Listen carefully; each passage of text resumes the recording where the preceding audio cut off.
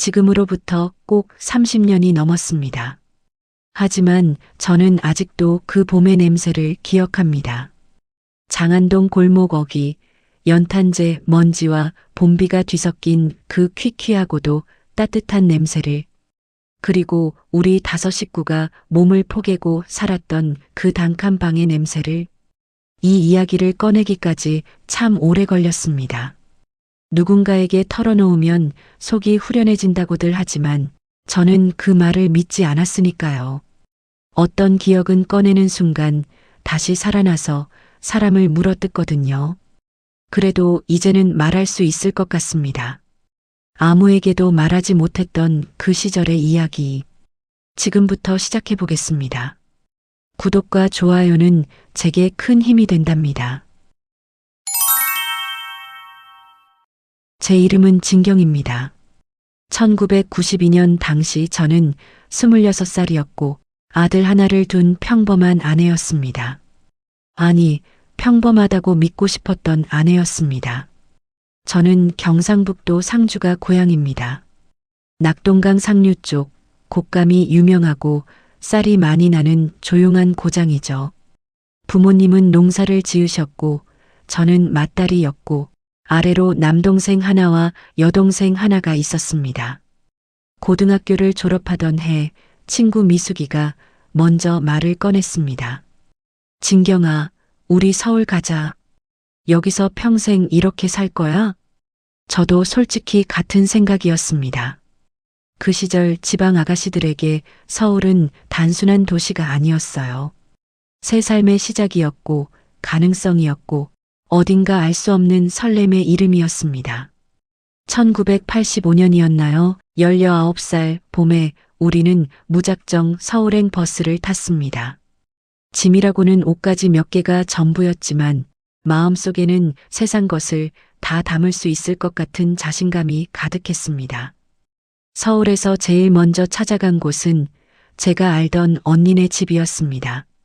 동대문 근처 이화동에 살던 그 언니는 마침 양품점에서 일하고 있었는데 우리를 보자마자 말했어요. 잘 왔어. 마침 사람 더 필요했는데 내일부터 같이 나와. 그렇게 저는 동대문 양품점 직원이 됐습니다. 옷을 진열하고 손님을 응대하고 때로는 밤늦게까지 재봉틀 소리를 들으며 일했습니다. 월급은 많지 않았지만 그보다 더 값진 것이 있었습니다. 매일 조금씩 성장하는 느낌, 내 힘으로 내 밥벌이를 한다는 그 뿌듯함. 미숙이와 둘이서 얻은 이화동 월세방은 정말이지 단칸방이었습니다. 문 열면 바로 부엌, 방에는 이불 2채 깔면 꽉 찼습니다. 그래도 우리는 그 방이 세상에서 제일 좋았어요. 우리 둘만의 공간이었으니까. 지금의 남편을 처음 만난 건 제가 22살 되던 해 가을이었습니다. 양품점 동료들과 함께 남한산성으로 단풍 구경을 갔다가 우연히 같은 쉼터에서 자리를 나누게 됐습니다. 영수는 친구 셋이랑 같이 왔더라고요. 막걸리 몇 통과 파전을 들고 산을 오른 남자들이었는데 그 중에서도 영수가 제일 먼저 말을 걸었습니다. 어디서 오셨어요? 서울 분들 같지 않은데. 대뜸 그런 말을 듣자 저는 살짝 기분이 상했습니다. 서울 분들 같지 않다는 게 무슨 뜻인지 알 것 같았거든요. 촌스럽다는 소리겠다 싶어서. 그게 무슨 말이에요? 서울 사람 아닌 게 티가 납니까? 아, 아니요. 나쁜 뜻이 아니라 얼굴에서 여유가 느껴져서요. 서울 사람들은 다들 표정이 바쁘거든요. 나중에 안 일이지만 그건 순 거짓말이었습니다. 본인도 경북 문경 출신이면서 하지만 그 거짓말이 묘하게 기분 좋게 들렸습니다. 그리고 문경이라는 말에 갑자기 친근함이 밀려왔어요. 상주하고 문경은 손 뻗으면 닿는 거리거든요. 저 경북 상주예요. 진짜요? 저 문경인데. 야, 우리 옆 동네 사람을 여기서 만나게 되네. 그렇게 시작됐습니다. 막걸리 한 잔, 단풍 한 자락, 그리고 고향이라는 공통분모. 우리는 금방 말이 통했습니다. 그날 내려오는 길에 영수가 전화번호를 적은 쪽지를 건넸고 저는 양품점 전화번호를 건넸습니다. 그것이 시작이었을지도 모릅니다. 그 후로 몇 번을 더 만났습니다. 종로에서 밥을 먹고 한강변을 걷고 국도극장에 가서 영화를 봤습니다. 영수는 그 시절 88 올림픽 이후 우후죽순 생겨난 치킨 프랜차이즈 체인 본부에서 일하고 있었습니다. 급여는 많지 않았어요. 하지만 영수는 부지런하고 성실한 사람이었습니다. 무엇보다 저를 웃게 만드는 재주가 있었습니다. 경북 사투리로 주고받는 농담은 서울말 10마디보다 더 편안했고 어린 시절 이야기를 나눌 때면 마음이 놓였습니다. 6달쯤 지났을까요? 우리는 자연스럽게 동거를 시작했습니다. 그 시절에 흔한 일은 아니었지만 우리는 그게 당연한 다음 수순처럼 느껴졌습니다. 이화동 단칸방에서 미숙이를 내보내고 영수가 이삿짐을 들고 들어왔습니다. 그런데 동거를 시작한 지 넉 달도 되지 않아 임신 사실을 알았습니다. 솔직히 말하자면 그때 저는 무서웠습니다. 아직 결혼도 안 했고 돈도 없었고 변변한 보금자리도 없었으니까요. 하지만 영수는 흔들리지 않았습니다. 진경아, 우리 결혼하자. 내가 책임질게. 그 말 한마디가 그때의 저에게는 세상 전부였습니다. 우리는 서둘러 혼인신고를 하고 장안동에 조금 더 나은 전셋방을 얻었습니다. 그래도 방 하나, 부엌 하나였지만 이제는 월세가 없었습니다. 아이를 낳고 양가 어른들 상견례를 하고 상주에서 결혼식을 했습니다. 신혼여행 같은 건 없이 바로 서울로 올라왔습니다. 아들 민준이가 태어나고 3살이 됐을 무렵 우리 생활은 조금씩 안정을 찾아가고 있었습니다. 영수는 프랜차이즈 본부를 그만두고 운전직으로 이직했습니다. 지방 현장 배송 트럭을 몰았는데 급여가 훨씬 나아졌거든요. 그때의 영수를 생각하면 지금도 코끝이 찡합니다. 새벽 4시에 일어나 세수도 제대로 못하고 나가는 남자. 밤을 새워 지방을 돌고 오는 남자. 온몸에 피로를 달고 집에 들어와서도 민준이부터 안아드는 남자. 영수는 그런 남자였습니다. 지방 배송 다음 날은 하루 쉬는 날이었습니다. 그날만큼은 영수도 늦잠을 자고 저도 밥상을 조금 신경 써서 차려냈습니다. 우리에게는 그 하루가 작은 휴일이었습니다. 그런 날 오후에는 아이를 데리고 중랑천변을 걸었습니다. 그리고 바로 그 무렵 문제가 시작됐습니다. 아니, 정확히는 문제가 우리 집 문을 열고 걸어 들어왔습니다. 제 아래로 남매가 있었습니다. 당시에 남동생 민철이는 28이고 여동생 현정이는 26이었습니다. 어느 날 엄마한테 전화가 왔습니다. 진경아, 민철이하고 현정이가 서울 간다 하는데 처음에 네 집에 좀 묵어도 되겠나? 자리 잡으면 나간다 하더라. 저는 잠시 망설였습니다. 우리 가족 3명이 방 하나에 살았으니까요. 그러나 엄마 목소리에 담긴 간절함이 느껴졌습니다. 상주에서 먹고 살기가 갈수록 팍팍해지고 있다는 걸 저도 알고 있었습니다. 그래, 올라오라 해. 근데 단칸방인데 불편하지 않을까? 그렇게 민철이와 현정이가 짐을 들고 장안동 단칸방에 합류했습니다. 그렇게 5 식구가 된 겁니다. 어른 4세 아이 하나가 방 하나에서 생활하게 됐습니다. 처음에는 불편함보다 오히려 북적이는 게 좋았습니다. 밥상이 커졌고 저녁이면 웃음소리가 났습니다. 즐거움도 잠시 난처한 상황이 생겼습니다.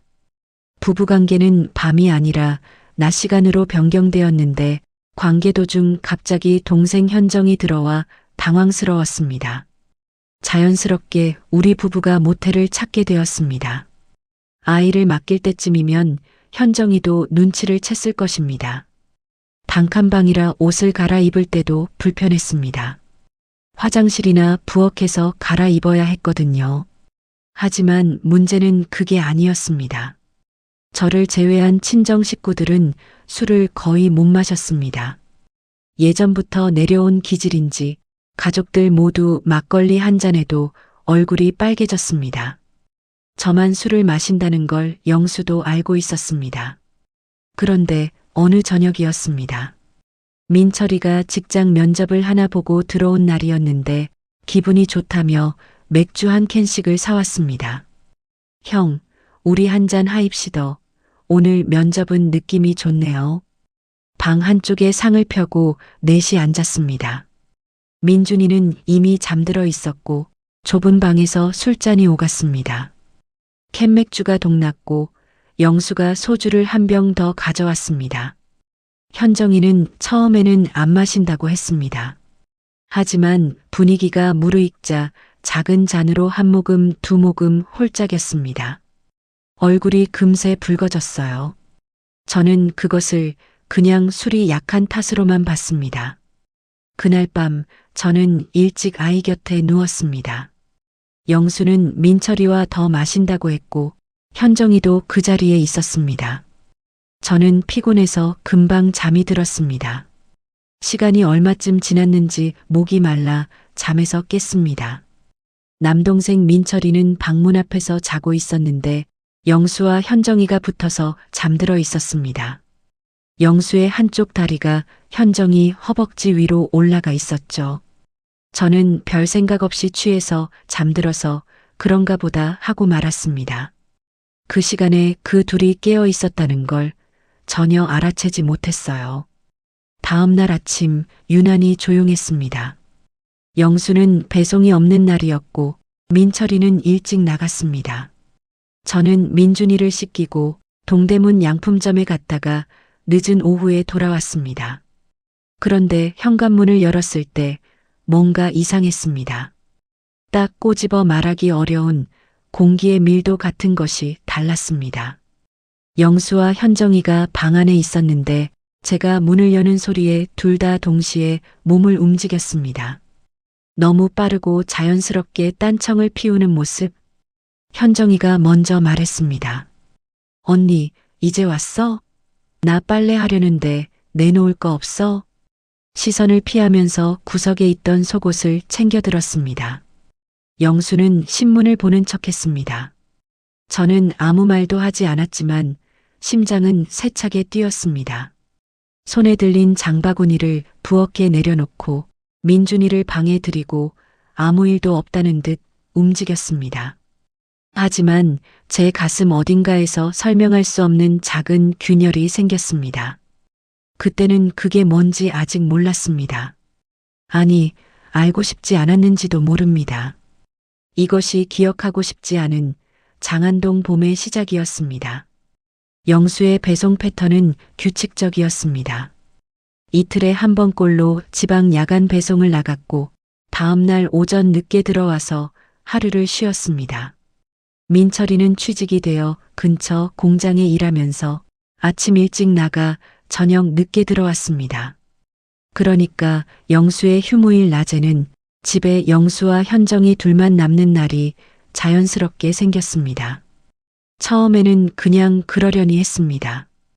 현정이는 제 동생이었으니까요. 형부와 처제가 낮에 집에 있는 게 이상한 일도 아니었습니다. 저는 낮에 일을 나가지는 않았지만 동대문 언니가 일이 생기면 양품점에 알바를 갔었습니다. 아이를 데리고 할 수 있는 일이라 나름 좋았거든요. 그런데 어느 날부터인가 현정이의 행동이 조금씩 달라졌습니다. 저와 눈을 잘 마주치지 않았습니다. 예전에는 밥상에서 제잘제잘 말이 많던 애였는데 말수가 현저하게 줄었습니다. 영수 앞에서는 또 달랐습니다. 너무 평범하게 굴려고 애를 쓰는 것 같았달까요? 내가 예민한 걸까? 저는 스스로를 달랬습니다. 낯선 도시에 와서 적응하느라 피곤한 거겠지. 서울살이가 쉽지 않은 거겠지. 하지만 몸은 머리보다 정직합니다. 저는 점점 집에 들어오기 전에 헛기침을 크게 하게 됐습니다. 문을 열 때 일부러 소리를 냈습니다. 두 사람이 정말로 달라진 것 같다는 확신은 어느 일요일 저녁에 찾아왔습니다. 넷이서 저녁을 먹고 있었습니다. 민준이가 밥알을 흘리며 숟가락질을 하고 있었고 저는 반찬을 더 내놓으려고 일어섰습니다. 그 잠깐 사이에 저는 우연히 식탁 쪽을 돌아봤습니다. 영수가 현정이를 보고 있었습니다. 그냥 보는 눈빛이 아니었습니다. 제가 없는 것처럼, 아니, 제가 곧 다시 앉을 것을 이미 계산한 것처럼 딱 그 한순간 두 사람 사이에 무언가가 흘렀습니다. 현정이가 먼저 시선을 내렸습니다. 그리고 영수는 제가 돌아오는 것을 보고 아무렇지도 않게 밥을 떴습니다. 저는 반찬 그릇을 내려놓고 그 자리에 앉았습니다. 아무 말도 하지 않고 민준이 입에 밥을 넣어줬습니다. 그날 밤 다들 잠든 뒤 저는 혼자 부엌에 앉아 물을 마셨습니다. 누가 먼저였을까? 언제부터였을까? 난 이제 어떻게 해야 되나? 손이 살짝 떨리고 마음이 아렸습니다.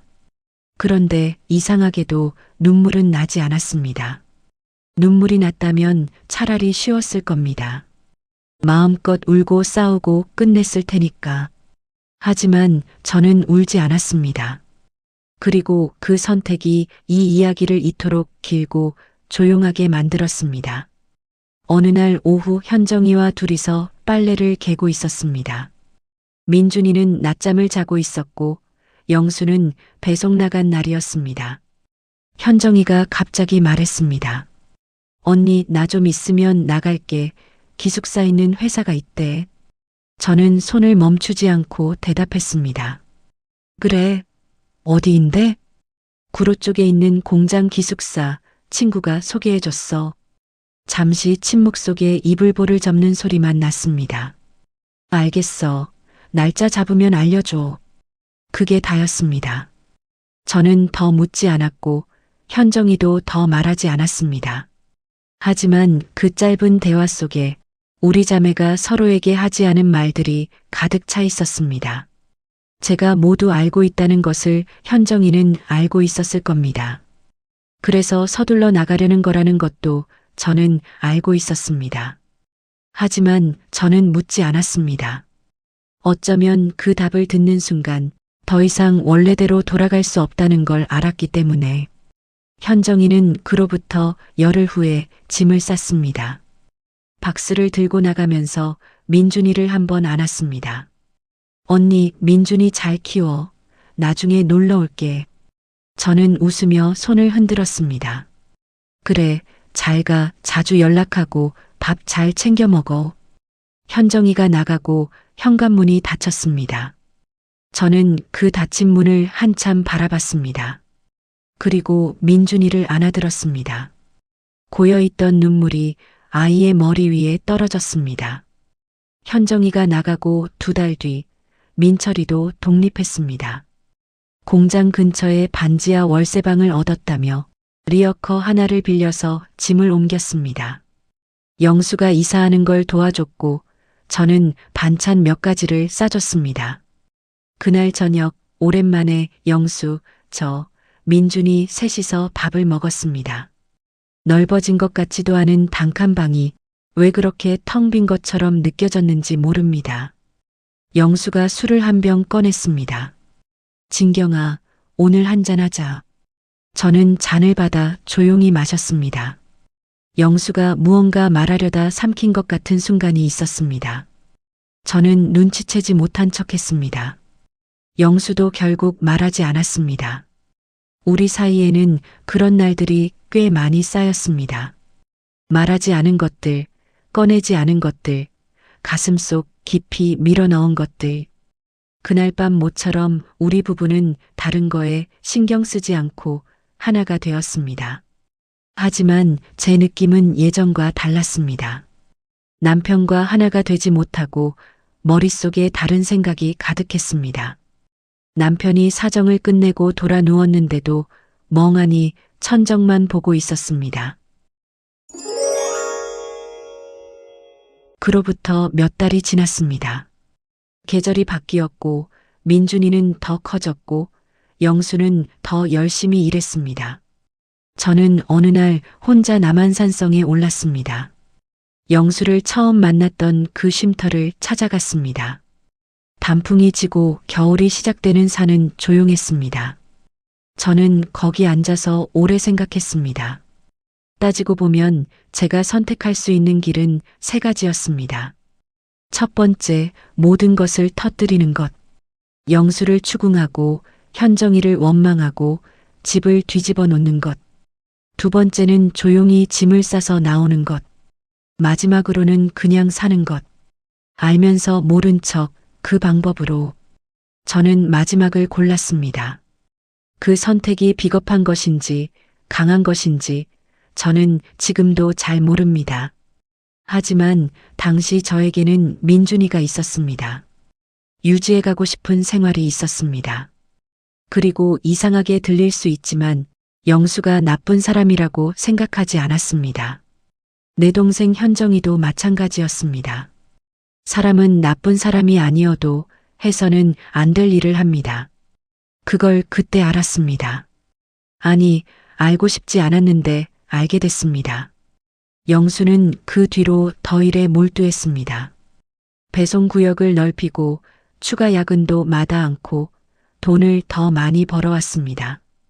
그것이 자기 방식의 사과인지 아니면 그냥 도망인지 저는 따지지 않았습니다. 우리는 그 이듬해에 전셋값을 올려서 조금 더 나은 곳으로 이사했습니다. 방이 2개짜리였습니다. 민준이 방이 생겼습니다. 저는 이사하는 날 속으로 생각했습니다. 이 집에서 새로 시작하자. 가져올 건 가져오고 남겨둘 건 남겨두자. 현정이는 이후로 명절에 가끔 상주 친정에서 마주쳤습니다. 우리는 자연스럽게 웃으며 인사했습니다. 언니, 형부. 그 두 마디가 전부였습니다. 어쩌면 그것으로 충분했는지도 모릅니다. 민철이는 서울에서 자리를 잡아 장가를 갔고 나중에는 수원 쪽으로 이사했습니다. 영수는 지금도 제 남편입니다. 저는 이 이야기를 꺼내놓으면서 누군가를 용서하려는 게 아닙니다. 용서라는 건 저 스스로도 아직 잘 모르겠습니다. 다만 이렇게 생각합니다. 그 좁은 단칸방에서 5 식구가 살았던 그 봄에 우리는 모두 어떤 의미에서 서툴렀습니다. 가난했고 젊었고 외로웠습니다. 서울이라는 낯선 도시에서 각자의 방식으로 온기를 찾으려 했습니다. 그 과정에서 잘못된 선택을 한 사람도 있었고 그 잘못을 견뎌낸 사람도 있었습니다. 저는 후자였습니다. 그리고 그게 꼭 대단한 일이라고 생각하지도 않습니다. 그냥 그렇게 살았습니다. 아들 민준이는 이제 35이 됐습니다. 결혼도 하고 아이도 낳았습니다. 제 손자 손녀가 뛰어노는 걸 보면서 저는 가끔 그 장안동 단칸방을 떠올립니다. 그리고 생각합니다. 우리가 그 좁은 방에서 그래도 버텼구나. 참 잘 버텼구나. 현정이도 결혼하여 2 자녀를 키우고 있습니다. 자주 만나지는 못하지만 만날 때면 아직도 그 시절의 생각이 스치웁니다. 현정이도 저처럼 그때 일들을 기억하고 있을 겁니다. 다만 추억되지 않는 그 시절의 아픔이 재소환되기를 바라진 않을 겁니다. 긴 이야기 들어주셔서 감사합니다.